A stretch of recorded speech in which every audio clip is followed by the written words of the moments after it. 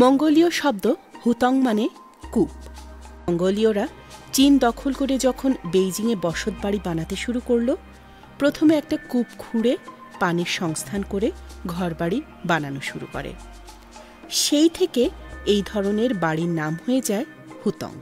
ইয়ান সাম্রাজ্যের সময় ১১০ ফুট প্রশস্ত সড়ককে আদর্শ সড়ক বলা হতো।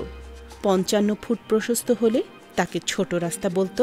২৭ ফুটের কম গলিপথ, এটাই হুতং।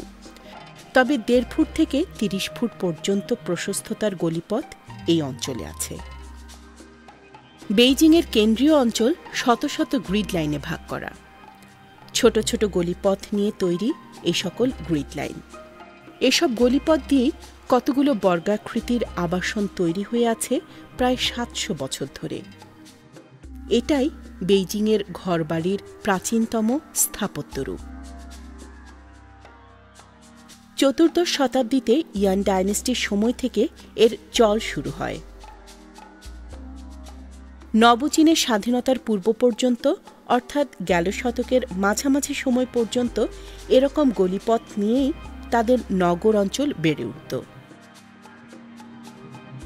পুরো বেইজিংয়ে ৬,০০০-এর মতো এরকম সরু গলি।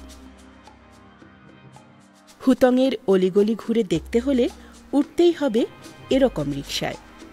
৭০০ বছরের পুরনো গলিপথ ধরে চলতে চলতে বেইজিংয়ের পুরনো জীবনযাত্রার স্বাদ পাওয়া যায়। আচ্ছা আচ্ছা, একটু থামবে?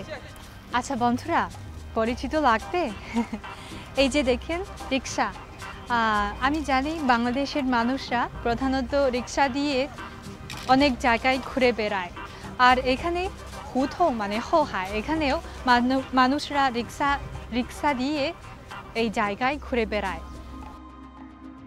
এই হুতং তৈরির ইতিহাসটি বেশ চমৎকার। দ্বাদশ শতাব্দীর আগে পর্যন্ত চীনে এরকম কোনো অঞ্চল গড়ে ওঠেনি।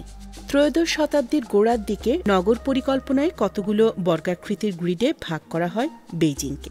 ছোট ছোট বর্গক্ষেত্রগুলো যুক্ত হয়ে বড় বর্গক্ষেত্র তৈরি করে, আর এদের যোগসূত্র ঘটিয়ে দেয় কতগুলো সরু গলিপথ। বানানো হয়ে যায় হুতং। এবার নাগরিকদের নিয়ে আসা হয় এই নবনির্মিত শহরে। সেই থেকে চালু এই হুতং সংস্কৃতি। হুতংয়ের ছিয়ানগান গলির ৫ নম্বর বাড়ির কাছে আমরা এসে পড়ি। ৩০০ বছরের পুরনো এই বাড়িটি মিং ডাইনেস্টির শেষ আর ছিং ডাইনেস্টির শুরুর দিকে বানানো। এই বাড়ির প্রবেশপথে ৭ ধাপের সিঁড়ি। এই ৭টি সিঁড়িতে প্রতীয়মান হয় যে এই বাড়ির মালিক রাজতন্ত্রের অন্তত ৪র্থ ধাপের কর্মকর্তা ছিলেন। এই পাথরের উপরে চারদিকে কিছু স্কাল্পচার আছে, আর এখানে কিছু জিনিস আছে। এটা সকল একটি ছবির অর্থ হলো নিরাপত্তা। মূল বাড়ির ভেতরে ঢোকার আগে বাইরের বাড়িতে ছোট্ট এক টুকরা উঠোন থাকে। তাতে পূর্ব পশ্চিমে মুখ করা ঘর। এগুলোই মূলত রান্নাঘর বা চাকর বাকরদের থাকার জায়গা হিসেবে ব্যবহৃত হতো। আমরা এখন খরচাতের ভেতরে এসেছি। কেন এটা খরচাত বলে এখন বুঝেছেন তো? কারণ এটা চারপাশে তাদের ঘর আছে। প্রথমে দেখুন এই উত্তর দিকের ঘর। এই বাড়িঘরের মালিকা প্রধানত এই ঘরে থাকেন। তাদের সন্তান বাচ্চা এই দুই বাসের বাড়িতে থাকে। এই দিকের ঘরগুলো সাধারণত সার্ভিসম্যান তারা থাকে। খুব সুন্দর দেখা যায় না? এই বাড়ি ঘরগুলো প্রধানত কাঠ আর পাথর দিয়ে তৈরি হয়। এই বাড়িটি এখন আর নিজেদের থাকার ঘর হিসেবে ব্যবহার হচ্ছে না। চীনের পুরনো ঘরবাড়ির নমুনা দেখতে আসা মানুষজনের জন্য খুলে দেওয়া হয়েছে এই ঘর।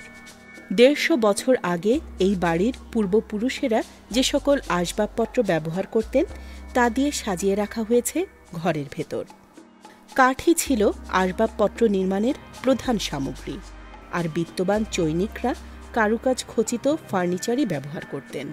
১৫০ বছর আগে কেনা এই বাড়ির মালিকের ৪র্থ প্রজন্ম বাড়িটাকে অবশ্য এখন অন্যভাবে প্রকাশ করার চেষ্টা করছেন।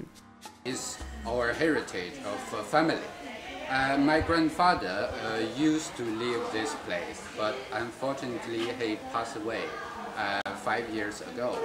And after he died, it's really difficult to decide which member of family can move in, because our family is a big family, and my father's generation totally have 15 people. This is actually a bar, but it's in the traditional furnitures. But the drinking culture is really the European way, it's Western way. হুতং দেখা শেষ হলে আমাদেরকে একটি মজার গল্প বলা হয় যে এরকম একটা বাড়ির গল্প নিয়ে এক চীনা ঔপন্যাসিক, তার নাম লাওশি, একটা উপন্যাস লিখেছিলেন। উপন্যাসের নাম হচ্ছে টি হাউস। আমাদেরকে সেই টি হাউসে নিয়ে চা খাওয়াবে। আমরা রওনা দিলাম লাওশির টি হাউসের দিকে।